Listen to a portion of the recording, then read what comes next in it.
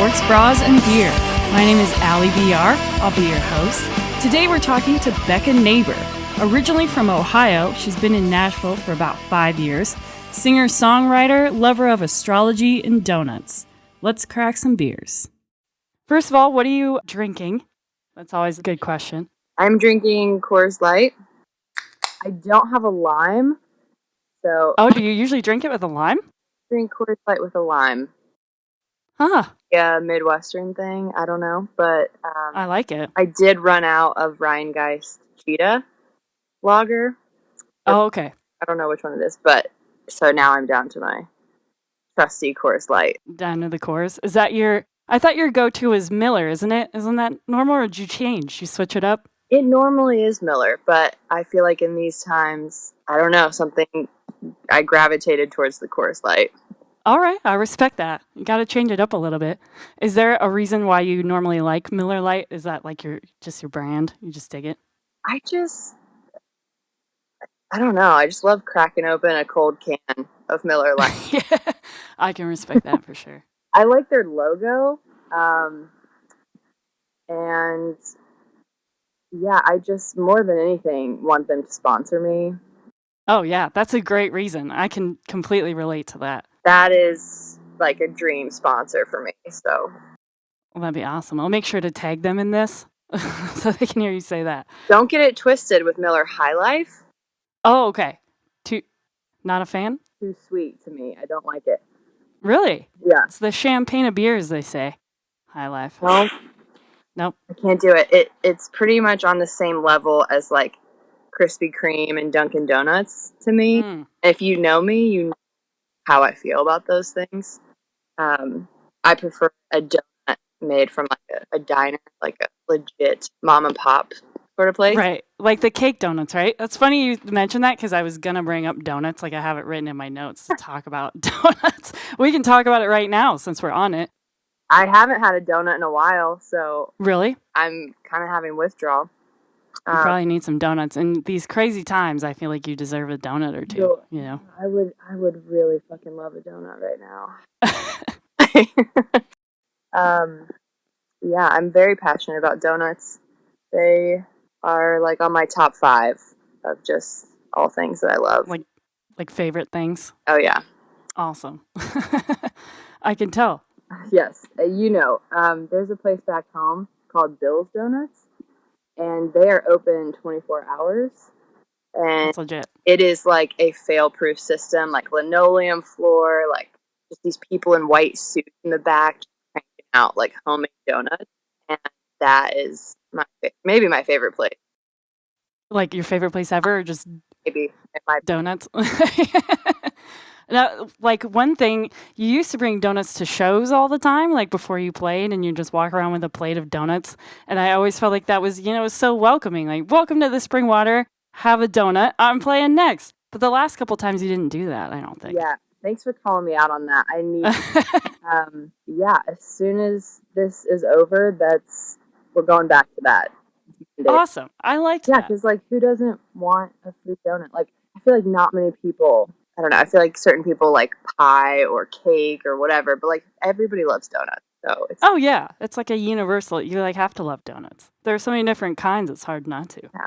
So, and it's also just an excuse for me to have donuts. So that's that's perfect. Okay, so we'll derail from the donut and beer thing. And the second question is, what kind of bra are you wearing? Because this show's about beer and bras. And if you're not wearing a bra, that's okay too, because you don't need to. That's funny that you ask, because I am only wearing this hoodie over a bra. Oh, perfect. That's so comfortable. So, yeah, and the type of bra is from Aerie. It is like a maroon lace. Just it's a nice airy bra. Nice. What kind of bra are you wearing? Oh, just a sports bra. Just like your regular run-of-the-mill. The same one I wear on stage usually. Plain black. Did you know that sports bras were invented by sewing 2 jock straps together? What? I did not know that. I think it was in the 80s. Wow. That is so weird. Women were they like just banded together, literally, some some jock straps and turned them into like a sports bra. Were they new jock straps, like not used? Oh, that's a good question. Hope so. But Same. yeah, so That's a very interesting bra fact, Becca. I did not know that. it is time to crack open another. So Hell yes, that's what we're all about here. Okay, let's talk about, like, so those of you that do not know, Becca Neighbor is from Cincinnati, Ohio originally. So let's talk a little bit about that and like why you chose to move to Nashville from Cincinnati, even though you do have still a great love for Cincinnati and you still visit there frequently. yeah, 513, my heart and soul. You know, sometimes I forget that I've been in Nashville for like 6 years. Yeah. That really trips me up. I moved here in January 2014. So that is crazy to me a little bit. I did not ever really plan to go away for college. I didn't really have a plan post high school. I really wanted to keep working on music, but I ended up just kind of like going to a community college to just kind of like keep the ball rolling, just give myself more time to figure out what I wanted to do. It was actually my dad that suggested coming to Nashville. Like, Oh, wow. there's a school there. Like, I said very in a sassy tone, I was like, if I could go to school for songwriting and, you know, all the other stuff, like, sure, I'll do it. And he's like, well, what about Nashville? Like, what about Belmont? And so then I kind of started to allow myself to just think about that as an option. And I honestly never really saw myself like moving away from home, but the more I would look into it, I got that like kind of like fluttery feeling in my stomach. So yeah, I applied for the songwriting program at Belmont, and I transferred probably, I would say, about midway through college. So I had gotten most of my gen eds out of the way. So yeah, I transferred here and made the move. It honestly feels like a blur to me, but I think I just felt like I needed, I don't know, like a place to kind of springboard from to, meet other musicians and really just have kind of like a network of people to pull from while also continuing my education so that I always have that to fall back on. So for me, it was kind of the perfect option to like go to school for music. And what better place than Music City? So that all kind of unfolded. Right on. Do you think you'll like move back there ever, or do you think you're going to hang around Nashville for a minute? You know, I love Cincinnati. My sister, my best friends, like my family's still there. So I really do visit quite a bit. And when I go back, it feels like nothing's changed. Um, I really would like to stay here and like see this music endeavor through because I feel like I've invested so much time and energy into my relationships here, and I really do like the community of Nashville. Um, it really is so small, so I would like to. I think I will stay here for a bit at least. Cool. You're right. It is like a very small, it's weird how small Nashville can like feel Mhm. sometimes. Like for such a big city, it's weird you just run into people like you think you'd Yeah, never see again and they're always like right behind you. It's fucking it crazy. feels like just a big neighborhood, honestly. Yeah, it really is kind of like that. Yeah, I almost feel more like familiar with Nashville than I do with Cincinnati at this point, like Oh, really? yeah, just I never lived in Cincinnati. Like I'm from a small town north of Cincinnati, so I've never actually like lived in the city. Uh, Oh, okay. Sure. Lebanon, it is a small town kind of between Dayton and Cincinnati, so I've never like been an actual resident of Cincy, um, but yeah, it's thriving. I love playing shows there, and I would like to do a lot more of that because that's kind of like the best of both worlds when I can like go home, play a show, and like all my friends and family can come out. That is, I love doing that. So. Awesome. So, how exactly did you get started in music? Like you mentioned, before you've told me you've been in a band in high school, and then you mentioned like coming to college in Belmont and stuff and moving to Nashville. But is there anyone like in your family that was like a musician? Like, was it your mom or your dad or your uncle or something? No. I mean, not a single person in my like immediate family is musically talented. My dad would always pick up a guitar and like just noodle around when I was growing up. So I would just kind of like sit and watch him, and he would like maybe teach me a little lick or something. But he doesn't sing or anything. Yeah, so family, not really. My mom, like, she said that I would always sing in like the bathtub as a kid. And she was like, I just thought every kid fucking sang. Like, that was just like a thing. She's like, I probably should have like put you in music class or something. Because I would come home and sing every song from like choir, just like make her sit and listen. Yeah, I think I just started to notice little things here and there. Like, I thought about this yesterday. One of my best friends growing up, we were neighbors, and we would listen to artists like the Veronicas. Oh shit! I forgot about them. They, there was this like pop girl group called Play.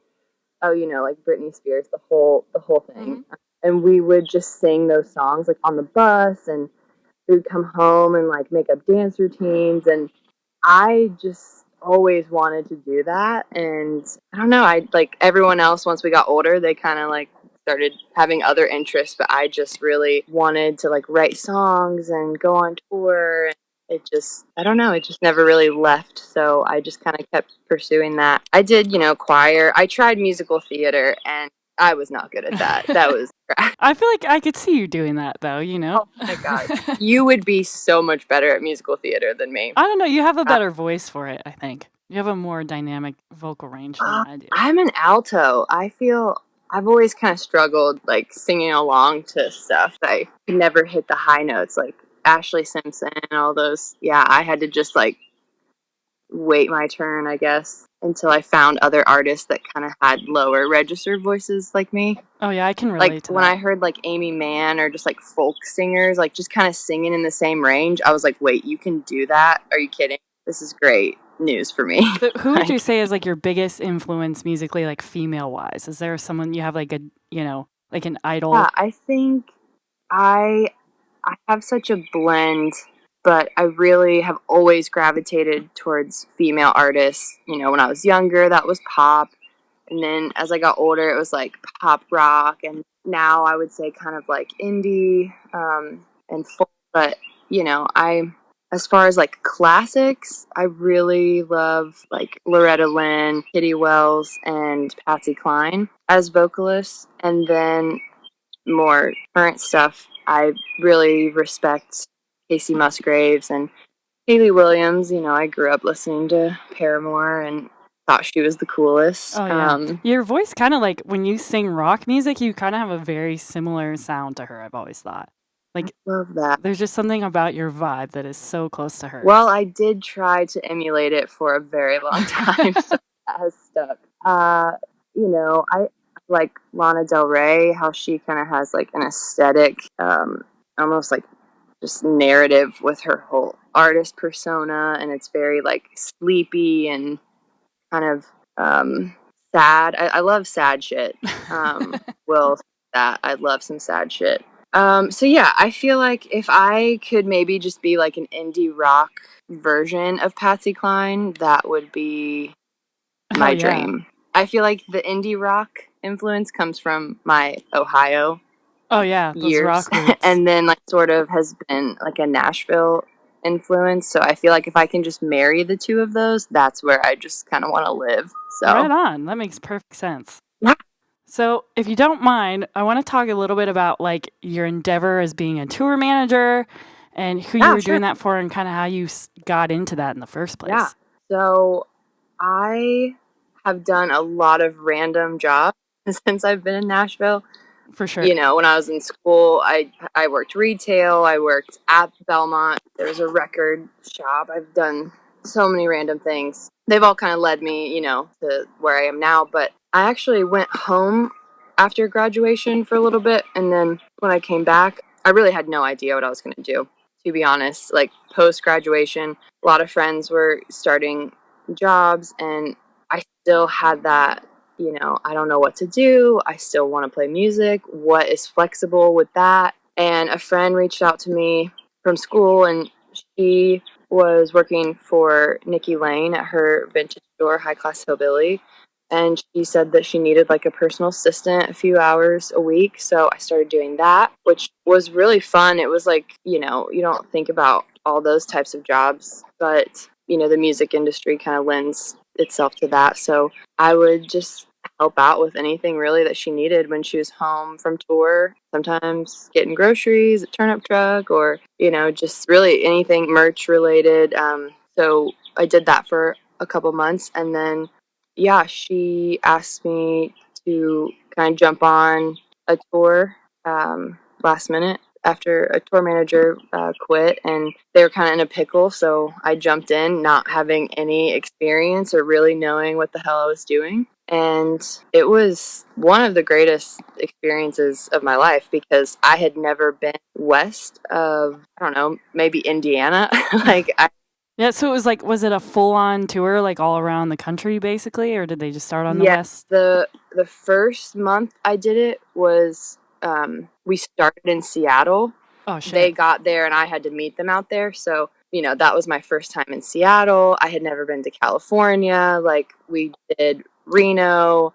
Yeah, it was so eye-opening because I had never been to those parts of the country, and we're just driving a van. Oh, that was another thing. Everything in that job, I kind of just got like thrown into, and then you just kind of have to like sink or swim, which I feel like is kind of the nature of the beast. Oh, for sure. That's kind of the music business too. You got to just go for That it. was an experience that shaped me. Yeah, it gave me a lot of experience that I really didn't know I needed. So it worked out, but I did get thrown into driving a 15 passenger van and a trailer, just Oh wow! fucking hills of Joshua Tree, and I'm just like going for it. We had a few little minor bumps and bruises, but somehow I managed to not kill anyone. So Right, and I mean, you got through the tour, and that's pretty much, you managed the tour, which is yeah, you did that it. was it was exhilarating. I think that's the only word that comes to mind. Like, it's like kind of like going to camp because you're with these other people and you're kind of like you're forced to bond with people very quickly because you're just in a van, you're taking turns driving, you're eating together, like everything is together. So it's a really unique experience, and I understand why people like kind of get like a high from it. It's almost like you're living in like a fake world, and then Right. when you come in it, you're like, oh, man, that was hard, and like I didn't sleep a lot, and I ate Taco Bell like 1,000 times, but it's really exciting. And I feel like you just kind of create relationships that you wouldn't normally. So I think it's a really unique thing, and I would love to do that for myself. Do you think you'll ever be a tour manager again, or you want to be on the other I side? don't know if I could do a tour bigger than what we did, just because it takes a lot of planning and organizing, and I kind of struggle with those things for myself. So I'm sure I could do it. I don't know. But that's not necessarily what your goals are right now in I terms of think there touring. are other people out there that could crush it, and I'm grateful that I had the experience. But I mean, I could see myself having to TM for my own music. A lot of people have to do that to just like cut costs and kind of how you learn. So I could definitely see myself doing that. And now that I have the experience, I think it would be a lot more seamless to do that. So yeah. Right on. So, do you have any like mentors specifically in music at all, like through college or through touring or even back home? Is there anybody that kind of like guided you in a certain direction, or have you kind of just been, your I don't own know. I always feel like I meet people at the right time when I need. guidance? That's a good question. Mentors. When I was back home, like before I moved to Nashville, one of my friends, his name's Ben. He and I would write together, and I feel like he might be the OG mentor. Just kind of helping me just become confident in my songwriting and performing. I mean, we started just writing songs together and performing at open mic, and each time I would just get more and more comfortable. And I feel like I owe a lot to that relationship and the songs that we wrote. I just feel like that really shaped me. Honestly, I would consider you a mentor because Oh, like, that's so sweet. well, one, I admire your positive attitude and like just passion for music, and you just like chase it, and there's no question about it. It's just like, I'm just going to book this show. Like, I'm just going to do it. And so I feel like, since we met each other, I've been inspired to like be more active myself. And yeah, so. Oh, awesome. That's so sweet. So, your last couple shows, or I guess the last show that I saw you at, the Valentine's Day Massacre, you kind of went for a new sound and you went unplugged and you had all new material compared to like Blue Moon Baby, your EP. Do you think this is kind of your new thing now? You're kind of going to go unplugged and kind of more chill, or do you think you kind of want to find, like you said, you want to be like, indie rock cross with country sort of. So do you think you're headed that direction now? Or? Yeah, I think it's going to find a balance because I do love, love, love, love playing with a full band. And I have kind of stepped back to like just focus on the writing. I feel like pretty much since college, kind of I've put maybe this pressure on myself to just like focus on just performing and just getting out and meeting people, which has been great. And I have loved that. But I don't know, like this past year, I've been able to really write a lot and think that might be my favorite aspect. So kind of tapping back into that has been really good. And I feel like, yeah, I'm not exactly sure what's going to come out of that, but I do kind of see it moving kind of in the middle between indie, pop, rock, and sort of like a twangy, folky thing. Because I've kind of done both, and I feel like now that I've just kind of stripped it down a little bit, I kind of see myself ending up somewhere in the middle. It definitely had like a very positive energy behind it, though. It just kind of felt like this full force of newness almost. I could tell that you were like finding a different path, and it felt really cool to like experience that. Thank you. I will admit I was probably more nervous, I think, for that set than I've been in a while, just because it was all new. Yeah. And every show I've played, at least for like a year, I've kind of played like a similar set, so that was a little scary. I think that I am excited to try some new stuff. I've been writing a lot of those songs that I played, and obviously he played them on stage as well. But Mike Lapinto, he is a great writer and a great guitar player, and he's a Virgo like yourself. Oh, awesome. Virgo twins. To just kind of crank out these songs that we both just really feel passionate about. So I am really looking forward to diving into those songs post quarantine, maybe somehow during quarantine. But so I am not really sure where it's gonna end up, but maybe somewhere between those two genres. Right on. So, what's your favorite experience performing live? Like, do you have a particular? I know you told me before in the past there are things you did with Nikki, like where you got to play. Like, is there a particular show that kind of you'll always remember that show? Like, it was fucking awesome. My EP release show was maybe one of those shows. Yeah, it was at the basement, and there was like 120 some people there, so that felt really good. And yeah, that's awesome. Packed room, and I don't know. There are some shows where you just like everything just kind of lines up, and that one I felt really in sync with the band and with the audience at the same time. And I feel like when those two things are happening, it's like this really like sweet spot of just being present in the moment. And that's probably when I enjoy myself the most. For those that don't know, Becca is huge into astrology. Does astrology directly kind of affect your music in any way? And like, when did you first start doing astrology? My uncle printed out my natal chart, or some people call it a birth chart, for my 6th birthday.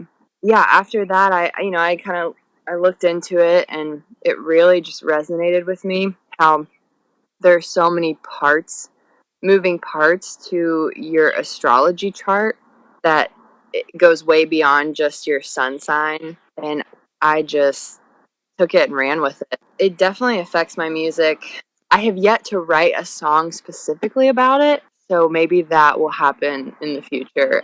I can tell you that I've played a lot of shows during Mercury retrograde. You know, it can go wrong, like a guitar string breaks, or maybe you say something on stage you didn't mean to say. So I actually kind of like lean into that and just like use it as a talking point. You know, I love when the audience kind of reacts when I start talking about that stuff. So yeah, and you do like the natal chart readings for people after shows sometimes, right? Or you used I to? have yet to like do that at a show, but I have offered it like online. I would like to get more into it, honestly. So Yeah, because I feel like yeah, that is just like a really big part of who you are. Like you're just so passionate about it, you know? yeah, Like that's just kind of, that's yeah. Becca. That's your I thing. love telling people like to just come talk to me about their sign and just anything astrology related after the show. And I did a So Far show in Louisville, and that was the response to that was amazing. Like people came up, they're like, "Okay, I'm a Pisces. Like he's a Gemini. Like what can you tell me? What's going on?" And I just eat that shit up, honestly. So I Oh, hell could yeah. talk about it all day. So I mean, the first thing you said to me the first time we met, like 2 years ago or whatever, you're like, oh, hey, my name's Becca. When's your birthday? you're a Virgo sun, Aquarius moon with Pisces rising. Oh, is it Pisces rising? Awesome. Yeah, I kind of have like a freaky memory with it. So once I know, I just will forever know. And I love connecting the dots between people I meet. Like, oh, like, this person has Aquarius moon and so does this person. I see some of the similarities between them. And Yeah, I mean, I enjoy it. It's fun to talk about that stuff because I don't know very much about it. Like, I know very, like, base knowledge about signs and stuff, but it's cool to hear so many different things. And I didn't know about, like, rising signs and all that stuff. looking at the different parts of your chart, it's like put an Instagram filter over everything. Your moon sign is how you emotionally respond. Your sun sign is like what you want in life, and then your rising sign is how you go about getting those things. I just think it's fun, and I love trying to explain human behavior. Dream scenario would definitely be going on tour and maybe having like an astrology booth kind of set up. Like a meet and greet astrology combination thing. Yeah, like offer. That's great. That sounds cool. So, quarantine right now, I'm sure by the time this gets released, we'll all still be in this weird quarantine situation. This has really given me a lot of time to be creative and stuff, but I know you're still working, so you don't have as much time as like a lot of people, but has this affected your like creativity at all? Has this sparked like any new ideas for songs or anything? I will say that I feel a little angry right now about it. Angry? Just kind of, I don't know, going through maybe like the grieving process with, I don't know, everything shutting down. I don't deal with change very well, so Yeah, me either. It's hard. right now I'm feeling a little trapped. And so, like, in this very moment, I feel a little, like, almost too frustrated to create. But knowing myself, I feel like that's the point that I get to. And then immediately after that, like, all my emotions, like, pour out. And I'll probably, write, like, 4 songs about it. So, So you just kind of need like a grieving period, which is understandable. I feel like everybody's, at first, we were all kind of just pissed off, you know? It's yeah. like a really weird time that we're in right now. So are you into like mostly writing by yourself the majority of the time, or do you like to? Because I know Nashville, so many people like to do co-writes and get together Yeah. and write and stuff. But for me, it's kind of hard to write with other people. How is that for you? I've always like written by myself for the most part, but now I'm trying to be more open to co-writing just because I know that there's always going to be an area where someone has something to bring to the table that maybe like you're lacking. Like for me, that's general guitar technique. So sometimes like if I hear a riff that someone's playing, that will inspire me to write something. So I've been trying to expand on co-writing. It's really scary, I think. I think it can be like very intimate, which can be kind of scary, just bearing your soul to someone and then kind of building something from that. Yeah, for sure. Yeah, I think I'm trying to diversify that. But it is a little challenging for me just because I kind of take a while to adjust to new things. So I do kind of like to do things a certain way, but I'm trying to be more open to that just so I can write better music, really. And some of the songs that I really love now were co-written, so. Who would be your like dream co-write? Like anyone in the world? Ooh, that's a good one. I would love to write a song I'd love to write like a pop song with Katy Perry. I feel like that would be fun. Oh, that'd be awesome. That'd be a great collaboration. A sequel to I Kissed a Girl. Yes. Perfect. That would be dope. Who would your dream co-write be? Oh, Joan Jett for sure. Okay. Hands down. Yeah. She's just like my everything. I'm like weirdly obsessed with Joan Jett. For those that don't know, I think everyone knows that, but that would be a great song. Lots of passion. Her maybe singing a version of I Just Want to Be Angry with You would also be really cool. Oh, that'd be amazing. If she ever like just got a hold of one of my songs, I think I would just die. I'd be dead. That'd be amazing. Have you been writing a lot or what? Yeah, I've been writing like about a song a day. Quarantine's been like amazing for me. I love it. Because I don't feel like any pressure. Like normally day to day, I feel like, oh, I have to do this for the down squad. You know, we need to do this and I got to book shows and we got to practice and we got to do all this stuff and I got to make, a step forward every day for the band. Yeah. But now it's like, I don't feel that pressure. So I'm just making steps forward without even like thinking about it. So I just kind of do whatever I want. And time isn't really a thing because I don't need to do anything. So time and space anymore. Right. As long as I take my dog out and he gets food, that's really all that matters. Could be Tuesday for all I know. Glad to hear that you are embracing it. I have read a lot, like just the trends of music and what's happening. Like, yeah, I think everyone thought that streaming was just going to blow up, like in a good way. But really, it's kind of gone down, and I think that is because people are watching Netflix instead of that's very true. Streaming.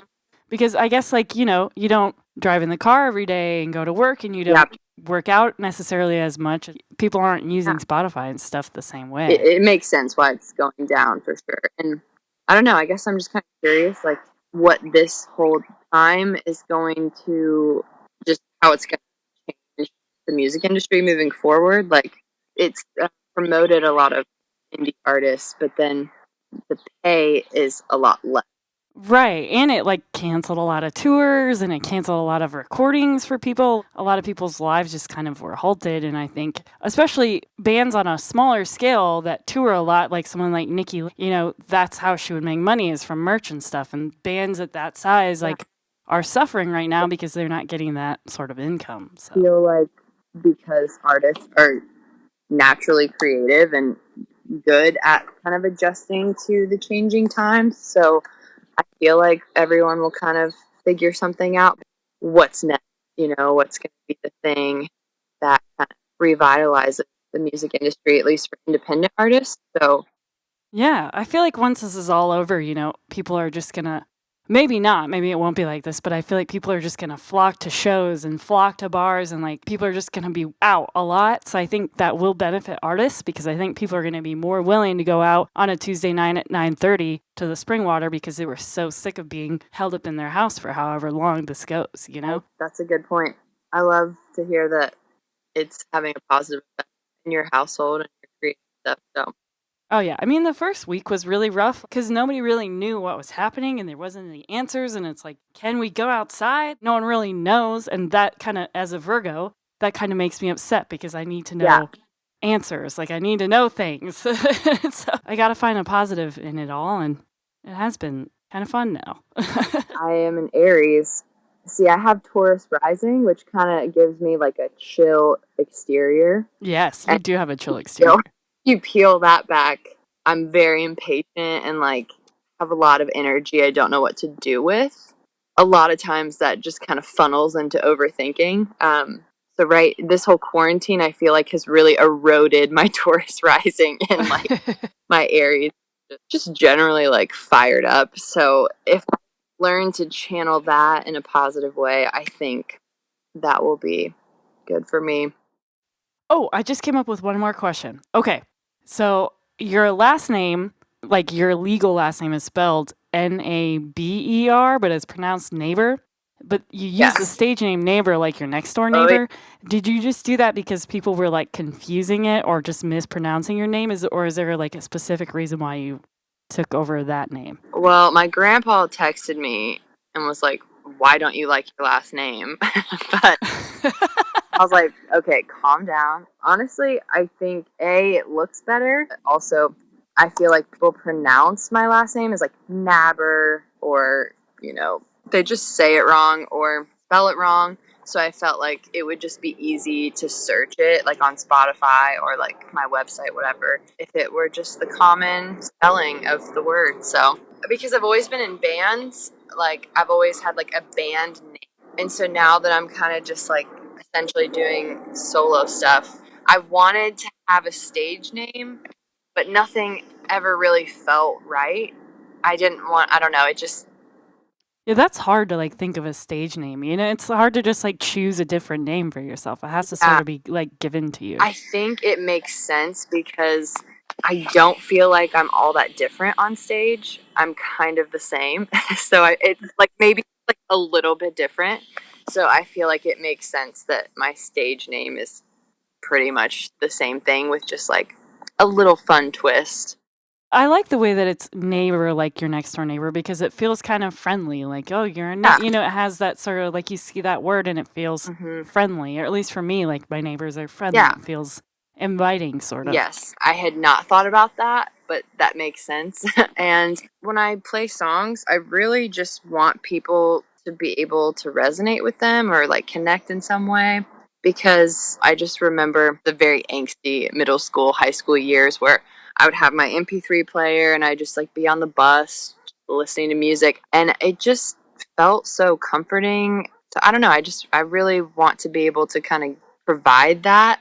I think that's maybe my whole mission statement with music, is like kind of create this soundscape, literally, for people to sort of escape daily. I overthink everything, but when I'm working on music, I feel very zen and very in the moment. So that's kind of what my goal is during a live performance. So friendly, inviting, all inclusive. That's kind of my whole thing. So Yeah, absolutely. Especially, with donuts. You're greeted with donuts at a Becca neighbor show. yeah, It feels so comforting. yeah. You didn't ask me, but I'm gonna tell you my favorite quote. um, Oh, what's your favorite quote? Originality is only Judy's imitation. Ah, We all are inspired by other people, and those people are inspired by someone. So not that no one's original. It's just like we take our inspiration and then just kind of like spice it up a bit. absolutely. One of my mentors actually told me, his name is Paul Peterson, Mm-hmm. and he told me, steal it like you wrote it. And that's like always sort of connected with me. I heard that when I was like 20 years old, and I was like, Wait, what? wait, say it again.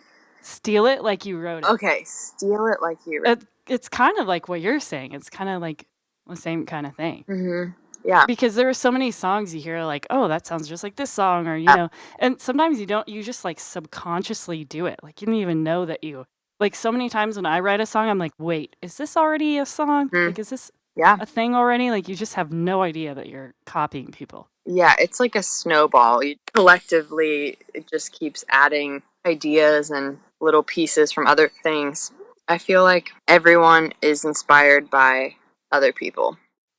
Yeah, absolutely. That's very true. Well, this has been so much fun, and I think this is Yeah. going to be a killer podcast. And thank you so much for letting me be the first person. Yes, thank you for joining me.